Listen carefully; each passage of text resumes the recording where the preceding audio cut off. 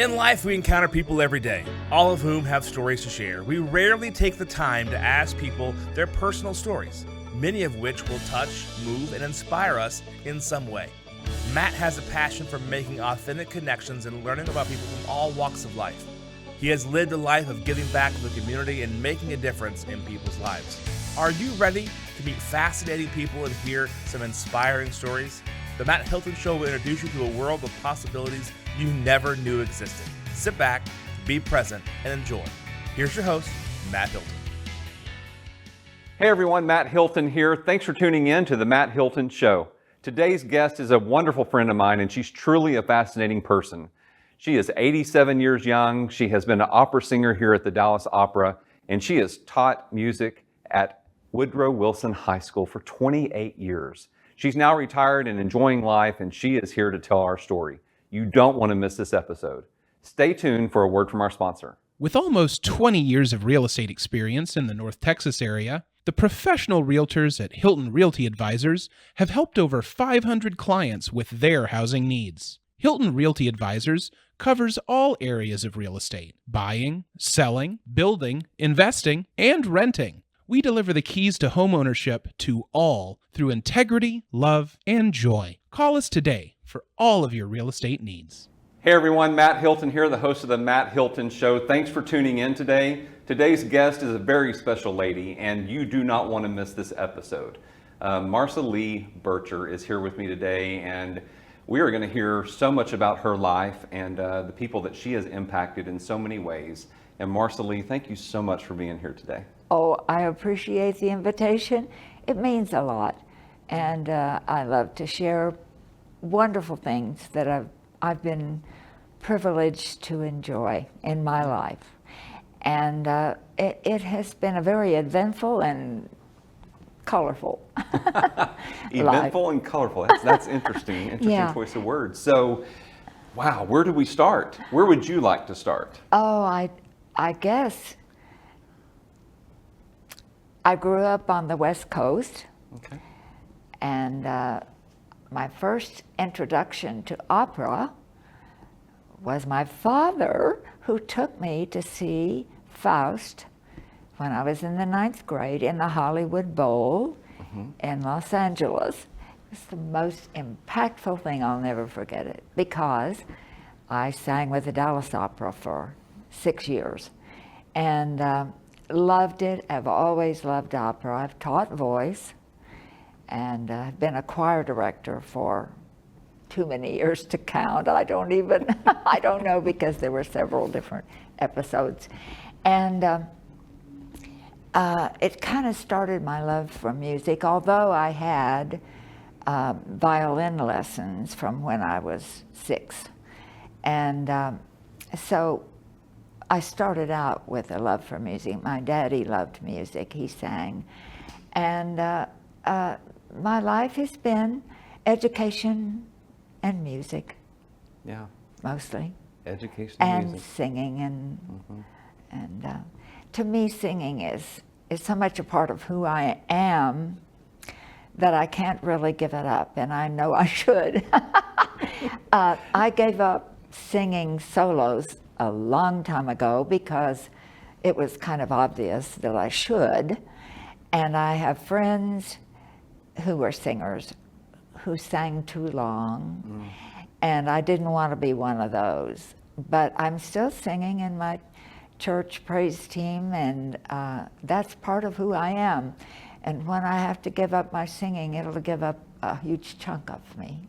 And Marca Lee, you sing so beautifully. I have sang on the praise team with you. I know. And that's where I know Marca Lee from, is from church and singing on the praise team. And you know, you mentioned singing in the Dallas Opera. I did. For 6 years? Yes. Mm-hmm.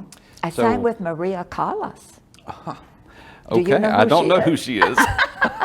Oh, she was a big opera star. In fact, Jackie Kennedy is connected to Maria Callas. Maria Callas was the consort. They were not allowed to have divorces in Italy, and so when she left her husband, she went with this shipping magnate, And he eventually married Jackie Kennedy. And Maria Callas never quite got over that, and she died not long after. And they say she died of a broken heart.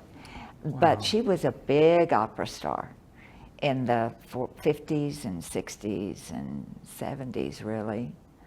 And I got to sing with her, and it was a joy. I love opera, but I also love all kinds of music, so it's not just that. So is there a favorite performance while you were there's there? no favorites. There's no favorite. I have no It's like a favorite favorites. kid. I can't ask you that either. No, I have no favorites. This is just not, I can't pick one. I have favorite plural favorites, but I can't pick one. No, I remember when she yelled at me during a performance because she missed a high note, and no one knew it because she cascaded down and covered. She was a pro, and covered that she had missed the high note, and turned around, and I was behind her on stage during a performance, and she swore at me that she had done it in the dressing room, and why couldn't she do it here?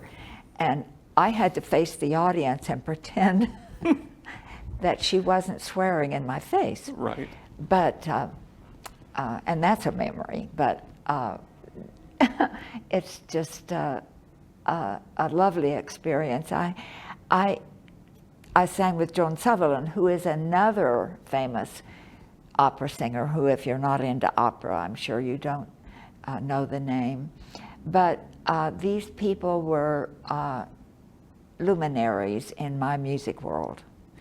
And when I graduated from college, I had sung all through middle school, high school, college. And when I was in high school, I had some leads in the musical, and I used to sing at civic clubs and women's clubs and things that they would call the high school for entertainment. And I also played the violin, and I would play the violin. And those were the days when that was commonplace.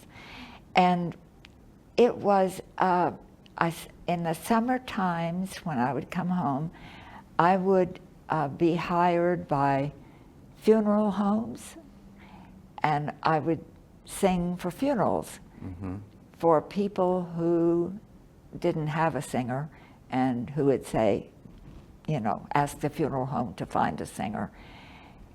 Sometimes I got called, mostly they wanted men, but I did sing for funerals and weddings. I've sung for thousands of weddings, literally. I do believe literally. Literally. And those were through my school years, and then after the weddings continued. But when I moved to Dallas, I sang 1 year with the Dallas Summer Musicals when they were here, the in-house shows, which they don't do anymore. And then their rehearsal schedule conflicted with my teaching, and so I had to not do that anymore. But the opera rehearsed at night, and I sang until I got pregnant with my first child in the opera, and then I stopped that. And actually, I stopped teaching when my children were born full-time until my youngest got in the first grade. Okay. And in that interim, I taught private voice. I did one-woman shows. They were, in those days, book reviews. Women did book reviews a lot. This was a big thing for women's clubs. Okay. And they would, give book reviews on certain things. And I thought, why can't we do musical reviews? So I had a friend who was an excellent pianist. She was fabulous. And she and I got together and put together some musical reviews of different famous shows, a lot of Rodgers and Hammerstein, Lerner and Loewe, different, shows that had been on Broadway. And I would bring costume changes and sing men's parts, women's parts, it didn't matter, and just do a review of musicals. And I did that for quite some time and enjoyed that before I went back to full-time teaching. And I also taught at the junior colleges, which was at that time Dallas County Community Colleges. Now it's just Dallas College, I think they call it. And I taught music literature, music history, and theory, music theory, and humanities, which is the study of the arts. And that was part-time. And all of that was interim before I went back to teaching full-time. But then when my first child, my youngest, went to the first grade, then I thought, okay, I'll go back to teaching. And taught for 5 more years, and then went back to get my master's. And that's when I taught full-time at a junior college, Christian College of the Southwest. Then it was bought by Abilene Christian and became a subsidiary of Abilene Christian. And I was choir director, voice teacher, music literature, music theory. And At that junior college? At junior college. And in the Church of Christ, women did not participate publicly. And so this was a Church of Christ college. And so I was the choir director. So when we sang, I didn't speak. I had one of my tenors or basses come and introduce the group and the numbers and such. And I waved my hands. But it's different now. Times have changed. Times have changed. And I really, really, really did enjoy those years because they were very different and quite varied, and did a lot of freelance things. And then when I went back full time, I taught in an elementary school for a little while. I had taught elementary school first before I had my children. Then I went back and realized that really wasn't what I wanted to do. And I got a marvelous school called Woodrow Wilson High School. I've heard of Woodrow Wilson. Here in Dallas. It is a wonderful, wonderful jewel. And I was so fortunate that they had a choir opening, and I was able to get that. And how long did you teach there? 28 years. 28 years. Loved every minute of it. In teaching, you either love it or you hate it, because it eats you up. Yep. It does. And especially in the arts, especially the performing arts, because you really, really get to know the students on a personal basis. They become your family. They're not just students in your classroom. You know what, I did some background research on you before today's show, and found a lot of comments that your students saw you as their second mom. And that speaks volumes to your character, to how you nurtured them. And like you said, you loved what you did. Oh, I loved it. Yeah. I And your loved students, it. I want you to know, if you don't, they loved you too. I loved it. I loved them. It's hard work because there's a lot of after school, weekends, summers, holidays. You don't just have an 8 to 5, experience. And all teachers will tell you that. However, fine arts teachers, particularly performing arts teachers, will tell you that their lives are not their own if they have a successful program. Now, there are choir directors who do the bare minimum and give concerts twice a year, and that's basically it. But we traveled. My students have performed at Disneyland and at Disney World, both coasts, and Opryland, which was a theme park in Nashville. It's no longer there. They performed there. They have. Did you ever make it to Carnegie Hall by any chance? You know, we did not. That's a wish I had moment. Some of the choirs that I know, and even some from the Dallas area, have gone to Carnegie Hall and performed, but that was just something we never did. We never got around to. So what is this? What is this here? Okay. In 2019, Woodrow Wilson, let me just talk a little bit about Woodrow Wilson. It is a school that is truly a neighborhood school. In a big city, that's rare, and in Dallas, it's rare, because most of the schools in Dallas are not that connected to the neighborhood. But this is in Lakewood, or on the edge of Lakewood, and that community loves their school, and they have a big, very, very involved alumni association. And the Alumni Association started, I don't remember now when, maybe at the 50th anniversary or possibly the 60th. It was opened rather in 1929. So it's been around a while. And they started a Hall of Fame. And it was mostly students at first, almost all students, that had achieved good things in their lives, that have brought, some fame to the school. And having been around as long as it had, there were a lot to choose from. And there were a couple of coaches, I think one that took the football team to state, and I think they won state. This was way back, a long time ago. Before my time, so I don't even know the year, but I think they won a state championship one year.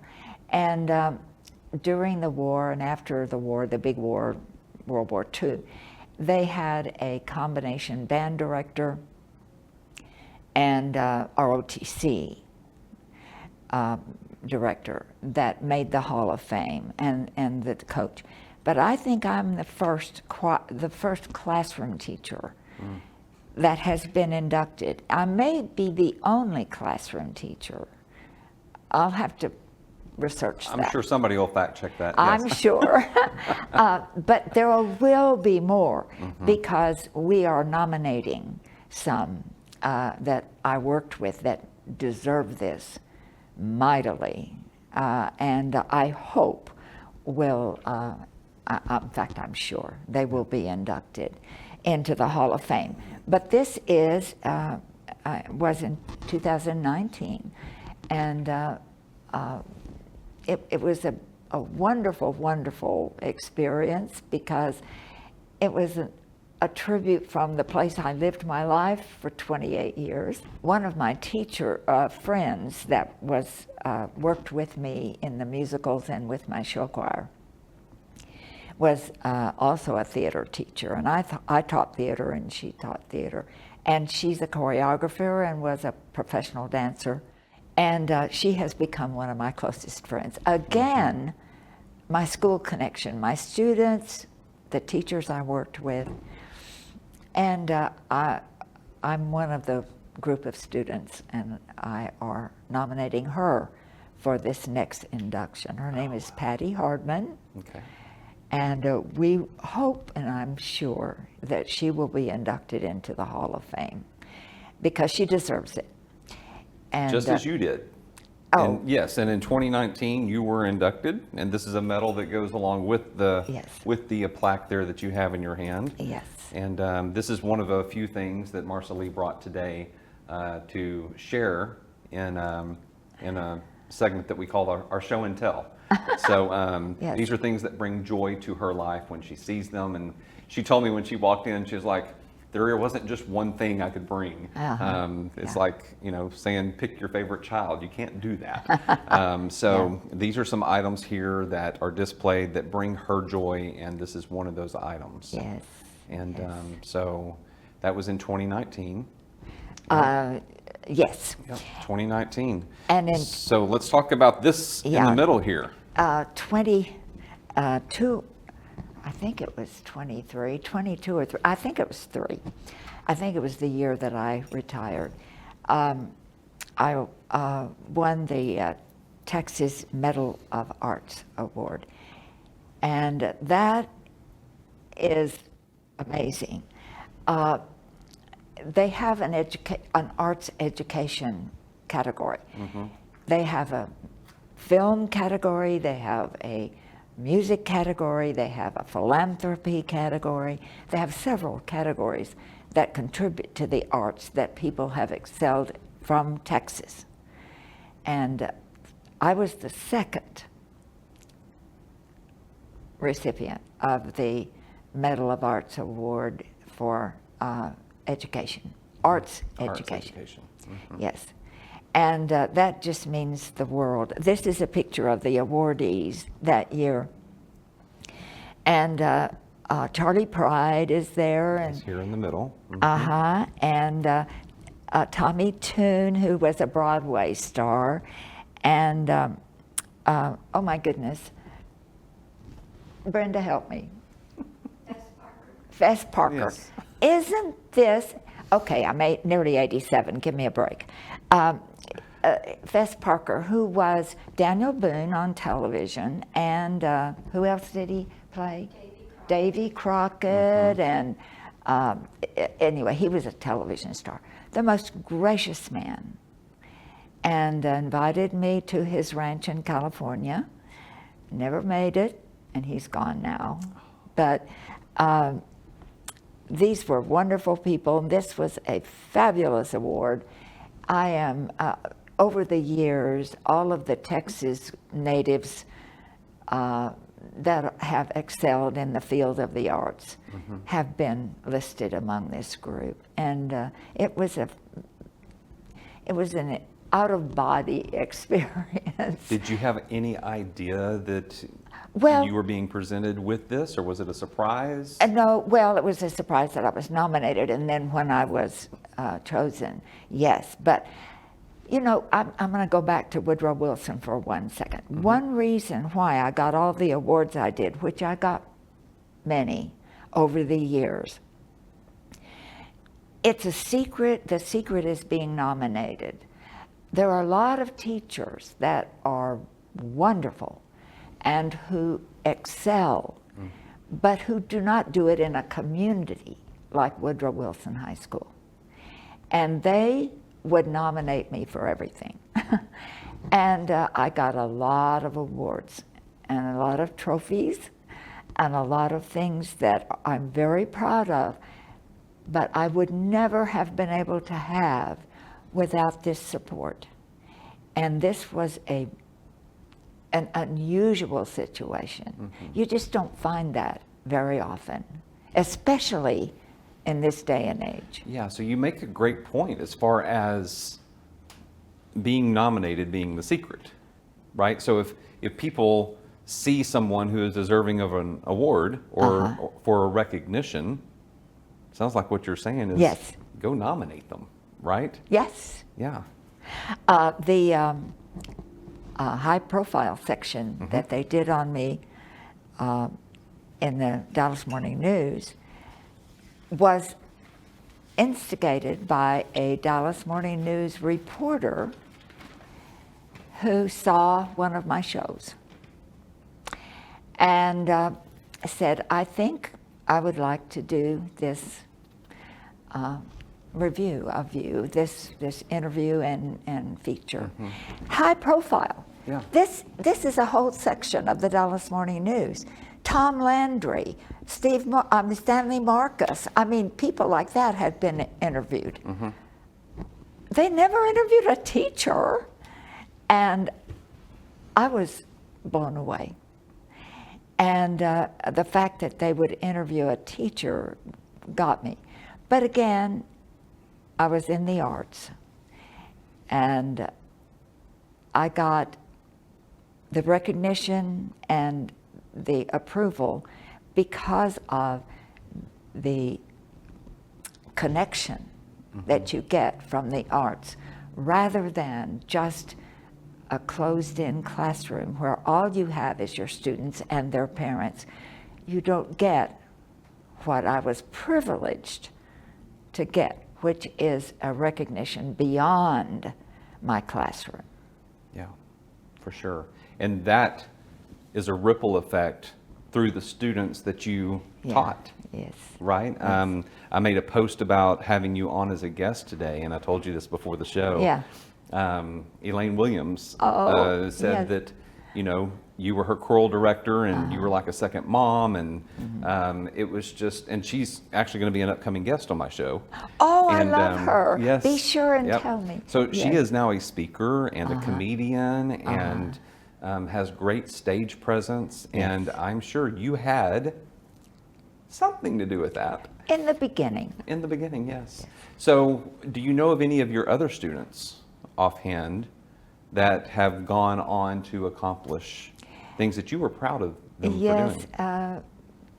there was, oh my goodness, one of the problems with old age is that your mind goes blank. I had one who was the lead in 2 of my musicals, and she was Dorothy in The Wizard of Oz when we did Wizard of Oz. Went on to Broadway, and she's still performing. Okay. She was in the original production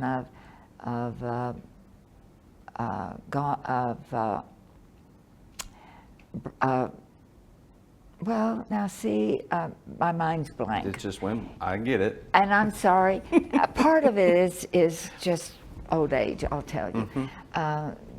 It'll come to you. It'll come to me. She was in 2 major Broadway hits. Okay. And she's come here on tour, and I follow her career some. Yeah, And Leslie McDonald is her name. There we See, go. I See, know. it came to you. Yes, Leslie McDonald, and she still performs, and she is a marvelous person, extremely talented, and there have been others that have gone on into choral directing and teaching, and I have had some of my students who were lawyers that have told me they would never have gone into the law profession had they not gained the confidence that they got in my performing groups, in the groups that we took everywhere. And they were in front of, you know, massive groups of people different times, and got used to it, and were comfortable in front of people, and it carried over into their lives. Yep. So yeah, I should have made a list. One time I did, and I couldn't find it. You couldn't find the list? A list of my students that went on into into things, and I couldn't find it. And I'll have to do it again. Yeah, for sure. When Elaine's on, I'll sure. give it to Elaine and let her. There we go. Okay, that wraps up the first episode with Marca Lee Bircher. Stay tuned next week as we hear part 2 of the rest of her story. If you'd like to contact Matt or know a fascinating person with an inspiring story that would make a great guest, reach out to the show at themattHiltonshow@gmail.com.